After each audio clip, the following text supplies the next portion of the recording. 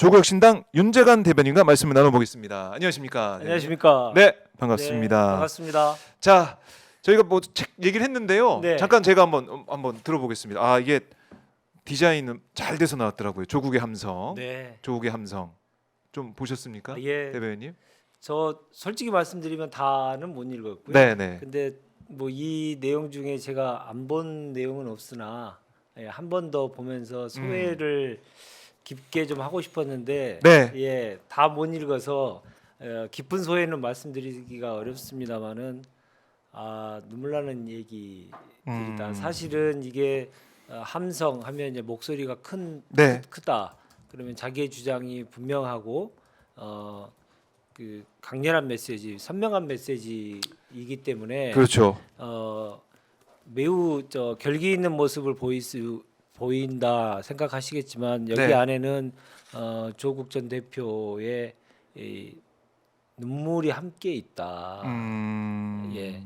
조국의 함성이지만. 조국의 함성이지만 그것은 절규에 가까운 얘기였다라는 네. 얘기를 꼭 오늘 좀 처음에 꼭 좀 드리고 싶네요. 네. 그러고요. 네. 저희가 저도 조국의 이제 역사를 다 아시기 때문에 그 말이 어떤 의미가 있을지 시청자 여러분들께서는 네. 이제 많이 공감해 주실 거라고 생각합니다. 예. 그러니까 정치 참여 선언부터 네, 쭉 이어져 오고 네, 윤석열이 이 구속되면서 마무리가 되는 네, 이 책 한번 많은 분들이 보시면은 조국 전 대표가 정말 학자 또 뭐 이 정부에서 일했던 그런 장관 이런 모습이 아니라 투사의 모습, 정치인의 모습 네. 이걸 확실하게 또 확인할 수가 있습니다. 네, 저희 책 얘기는 저희가 뒤에서 한번 더 말씀을 좀 나눠보도록 하고 인터뷰도 네. 저희가 오늘 오마이뉴스 네. 홈페이지 통해서 볼 수가 있는데요. 그 얘기를 더 나눠보도록 하고요. 일단은 어제 있었던 헌재 7차 네. 변론 어떻게 보셨는지 이걸 좀 얘기를 하고 현안 얘기를 좀 하고 조국 전 대표 얘기를 이어가 보죠. 어제 이상민 장관이 출석을 네. 했지 않습니까? 이상민이 출석을 했는데 내란의 주요 임무 종사자라고 하는 것을 자백했다 저는 느낍니다. 왜냐하면 소위 말하는 이제 쪽지가 아니고 이제 문건이고 내란의 실행 계획을 담긴 그 문건인데 쪽지라고 이제 격화시켜서 얘기하는 자들이 말을 전혀 동의할 수 없어서 저는 문건이라고 얘기 드릴게요. 네, 그 문건의 존재 자체를 대통령실에서 봤다는 거 아닙니까?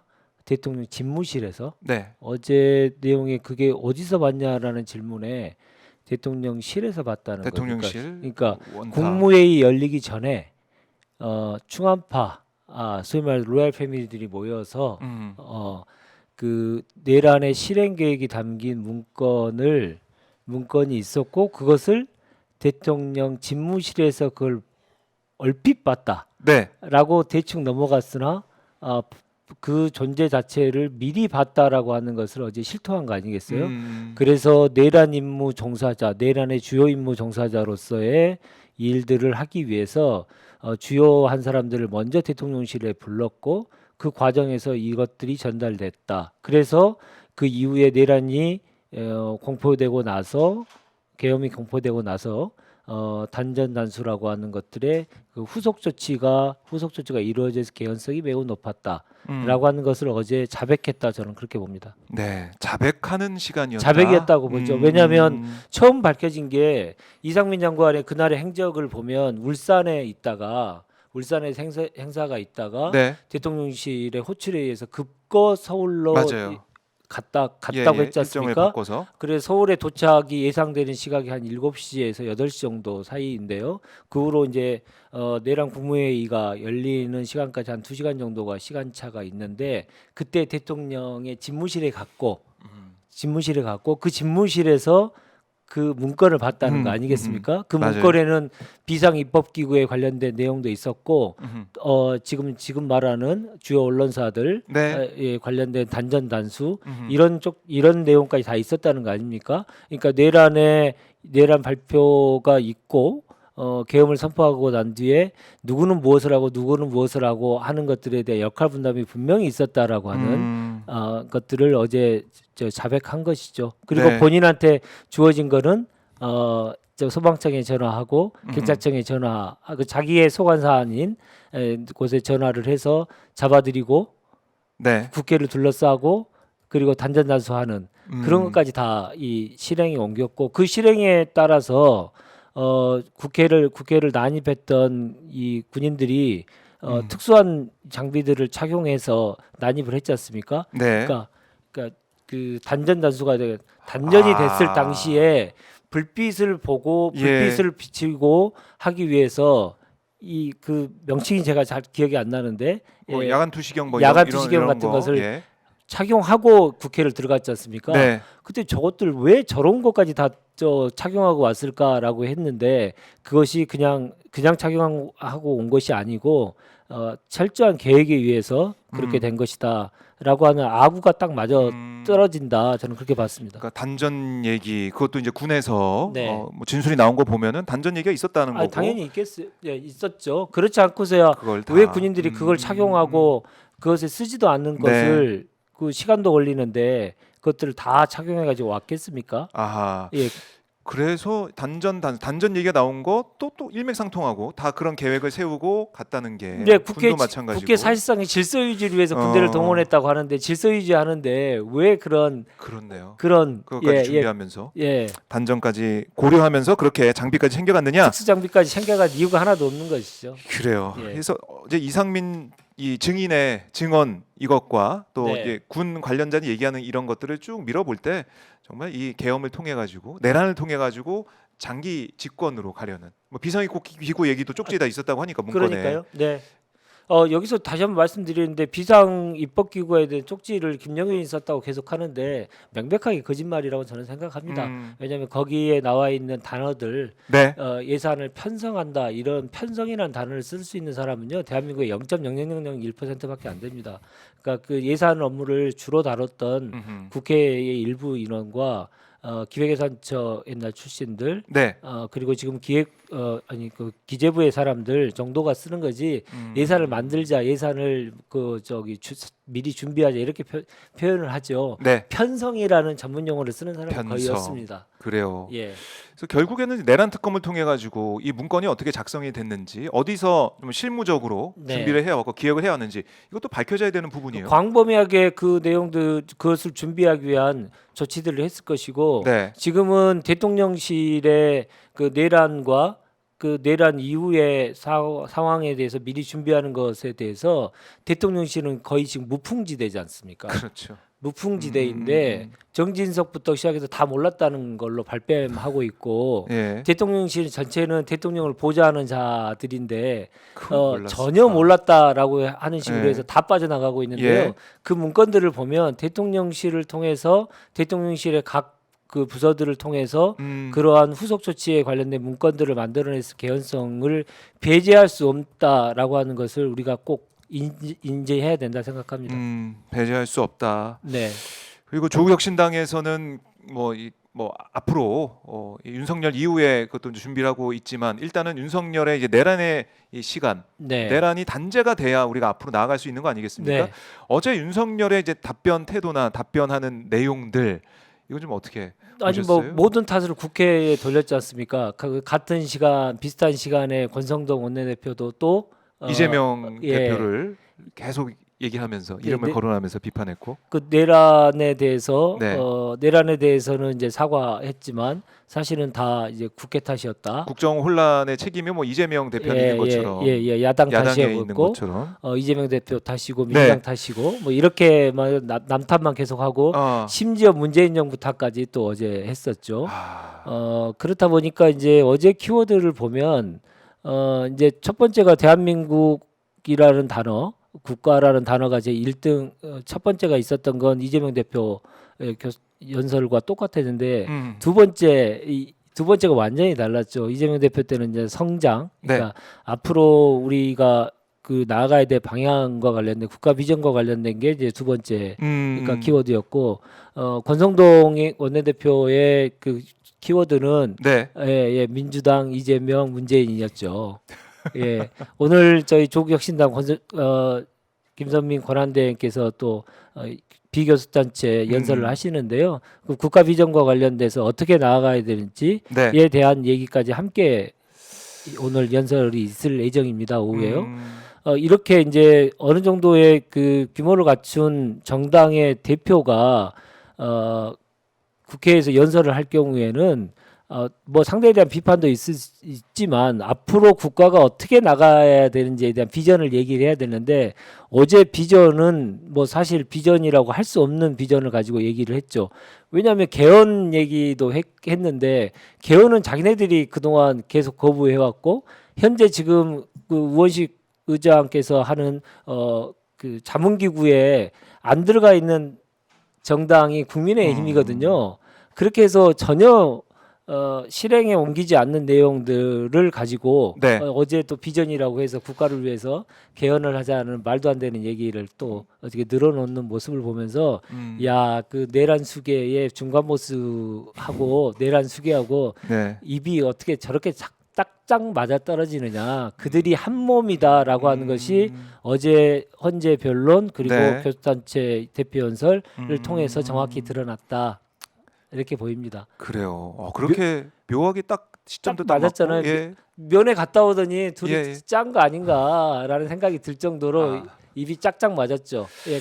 그래서 이후에 이들은 정말 안 변할 것이다. 안 변할 것이기 때문에 헌정수호를 하려고 하는 네. 세력, 헌정수호 세력, 그리고 사회 대입 개혁이 필요하다는 세력, 이 세력들이 더 강공하게 뭉쳐서 변하지 않는 절대 네. 변하지 않을 이 반동 세력에 대해서 철저하게 차단하고 단죄하고 그리고 사회 대입 개혁을 이룰 수 있는 도록 저희들이 마음을 정말 단단히 먹어야 되겠다라고 네. 하는 걸 다시 한번 생각했습니다. 그러니까요. 마음을 단단히 먹어야겠다 이런 말씀할 수밖에 없는 게 윤석열도 계속하는 말이 이렇게 네. 탄핵까지 당했는데도 불구하고 국회에서 탄핵 의결이 되고 지금 심판을 받는데도 불구하고 계속해서 야당 탓을 하고 네. 뭐 어제는 시민 탓까지 했지만은 네. 야당이 자기를 너무 안 알아주고 박수도 안 쳐주고 그러니까 이거 풀이해 보자면 창피하죠. 정말 부끄럽더라고요. 어제 보니까. 그러니까 박수 쳐줄 때니까 제발 이제 좀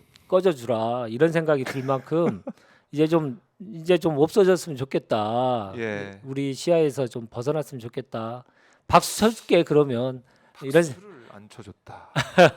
그 얘기까지 할 줄은 몰랐습니다, 진짜. 과거에 저 국민의힘이 문재인 음. 대통령이나 그 민주당에서 배출했던 민주세력에서 배출했던 대통령이 국회를 방문했을 때 어떻게 했는지 뭐 굳이 제 입으로 네, 말하지 네. 않아도 국민들께서 많이 기억을 하실 겁니다. 음. 지지율이 50%가 넘고 60% 70%가 될 때도 그들은 대통령이 국회에 왔을 때 한 번도 정상적인 대접을 하지 않았었고요. 악수도 거부했는데 일부러 문재인 대통령께서는 일부러 그쪽으로 국민의힘에 있는 의석 쪽으로 가서 네. 인사하고 악수를 청하고 그렇게 해서 품격을 보여주셨는데 그렇네요. 예, 그래서 지도자의 품격이 얼마나 차이가 나는지가 어제 또 이제 드러난 거죠.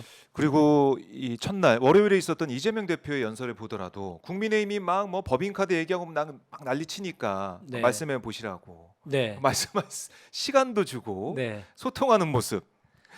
근데 윤석열 입장에서는 만약 그랬다면은 윤석열 삐져서 그냥 나가버렸을 것 같기도 하고 삐져서 계엄도 한다고 그랬을 법하기도 하고 그러게 너무 이게 말입니다. 비교가 되는 상황이 예, 초등 수준도 보이고 안 되는 있죠. 사람들이 국가를 운영했다고 하는 게 너무나 정말 비참합니다, 정말. 네, 이 변명과 또 자기 합리화, 그 자기 주장만 펼치고 있는 이런 모습을 우리가 헌재 심판장에서 확인하고 있으니까 국민들이 해도 너무한다 이런 생각을 네. 할 수밖에 없어요. 뭐 그 얘기 뭐 한 번 정도 변론 기일이 이제 남아 있고 아마 더 잡힐 수도 있겠지만 아마 최후 변론 시간 그 정도만 주어지지 않을까 생각이 드는데. 어제 뭐 중요한 결정을 했죠. 예. 한덕수 이경민 한덕수에 두 대한 증인. 이제 그 증인 선정을 해달라는 안 한다. 피청구인 예. 측, 그러니까 윤석열 측의 주장에 대해서 헌재가 이제 기각을 했지 않습니까? 더 이상의 증인 신문은 필요 없다라고 판단하는 것이고 다음 주에 이제 추가적인 증거들, 그러니까 증인이 아닌 여러 가지 네. 증거들에 대한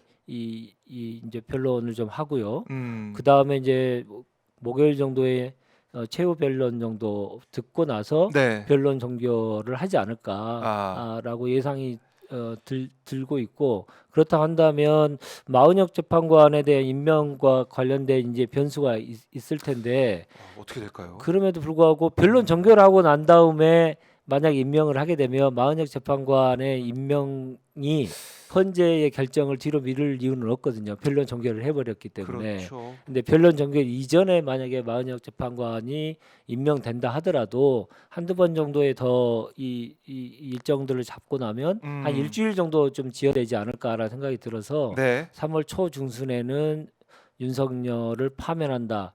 아하. 이 결정을 국민들이 들을 수 있지 않을까 그렇게 예상합니다. 그래요. 그날이 이제 빨리 오기를 많은 국민들 손꼽아 기다리고 있는데 네.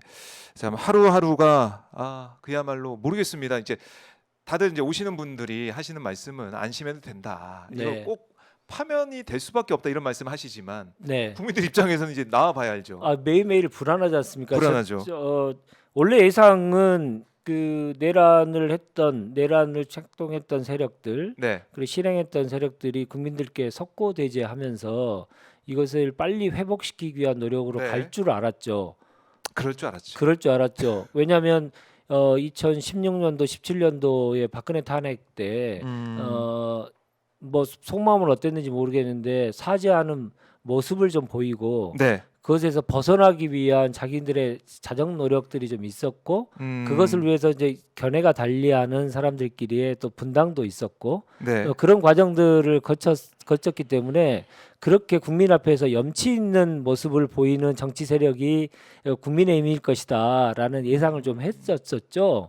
근데 정반대로 네. 가고 있으니 불안감이 더 가중되고 그럼에도 불구하고 또 세상에 일장일단이 있는 것들이 이번에 그러면서 오히려 탄핵 심판이 또 빨리 끝나고 확실하게 우리가 윤석열이 어떤 자인지 내란 세력이 얼마나 뻔뻔하고 가증스러운 자들인지를 네. 정확하게 드러남으로써 헌재 변론기일이 정확히 보수에 있는 헌법재판관이라 할지라도 네.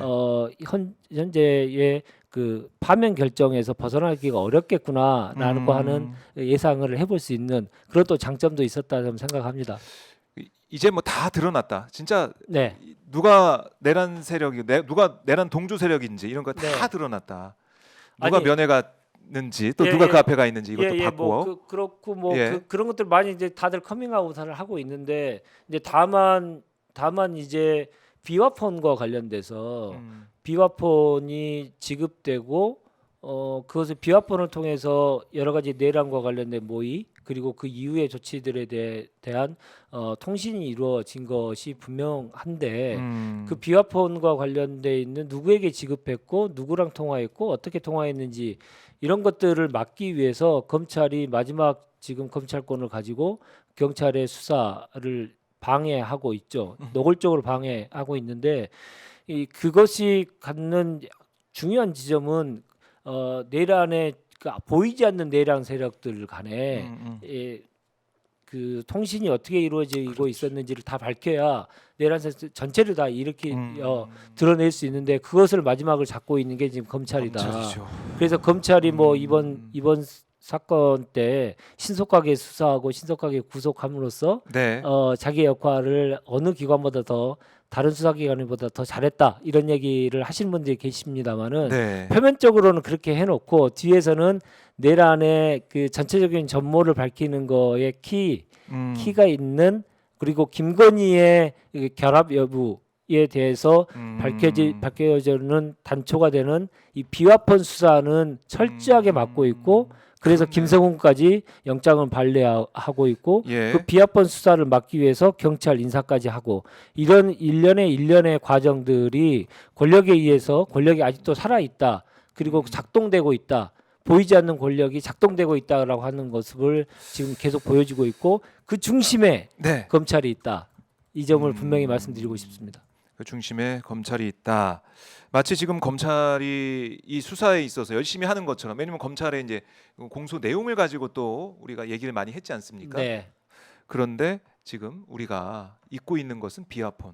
그러니까 드러난 사람들, 음. 드러나고 국민들 앞에서 다 얼굴이 음. 비춰지고 그날 생중계의 대상이 네. 됐던 사람들, 이런 사람들에 대해서는 확실하게 수사를 하고, 그러나 물밑에서 음지에서 그것을 계속 만들어내고 그 역할을 했던 내란 주동 세력들, 내란에 협조했던 세력들 간의 통신 어떻게 연결이 됐는지에 대해서 단초를 제공해 줄 수 있는 비화폰은 확실하게 틀어지고 못하게 하고 있는 거죠.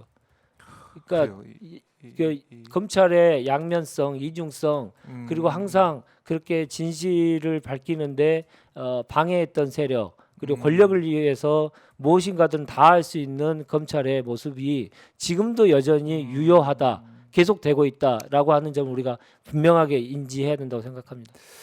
알겠습니다. 우리가 잊지 말아야 된다. 항상 기억을 하고 계속해서 물어야 되고 네. 따져야 된다.